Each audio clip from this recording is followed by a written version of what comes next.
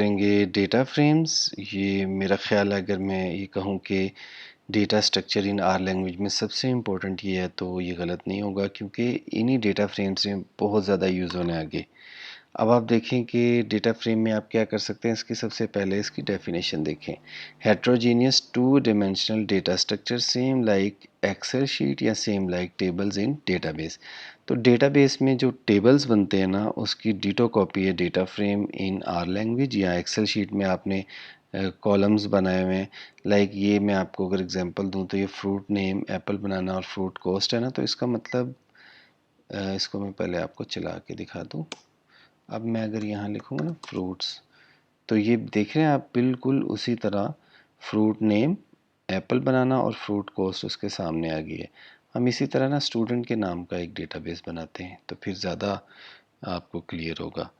تو فروٹ کی جگہ اسٹوڈنٹس ڈیٹا ڈاٹ فریم، تو اسٹوڈنٹ کا نیم اسٹوڈنٹ کا نیم اور تیسرے نمبر پہ علی ہے اور اسٹوڈنٹ کا آئی ڈی ہونا چاہیے. 1 2 3.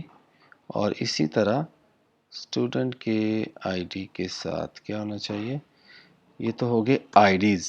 تو اب ہم دیکھتے ہیں آئی ڈی کے علاوہ کیا ہو سکتا ہے. رول نمبرز ہونے چاہیے.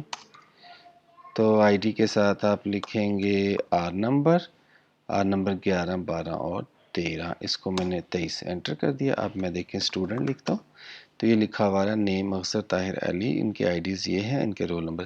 اس طرح آپ پورا ڈیٹا بیس بنا لیں. اس سے آپ کو تھوڑا سا آئیڈیا ہوگا کہ ڈیٹا فریمز جو ہیں وہ کتنے امپورٹنٹ ہے. اس کے علاوہ یہ لکھا ہے نا فروٹس ڈالر فروٹ نیم. آپ کسی کالم کو پرنٹ کرنا چاہ رہے ہیں تو آپ لکھیں اسٹوڈنٹ اور اس کے بعد لکھیں ڈالر اور لکھیں نیم. دیکھیں آپشنز بھی آ رہی ہے. تو یہ صرف نیمز پرنٹ کر دے گا. اگر آپ آئی ڈی لکھیں گے آئی ڈیز پرنٹ کر دے گا. اگر آپ آر نمبر لکھیں گے تو آر نمبرز پرنٹ کر دے گا. ڈیٹا فریمز میں ہم نے آگے کافی پریکٹس کرنی ہے، تو ابھی تک کے لیے اتنا ہی ہے. بعد میں اس کو مزید الیبوریٹ کروں گا.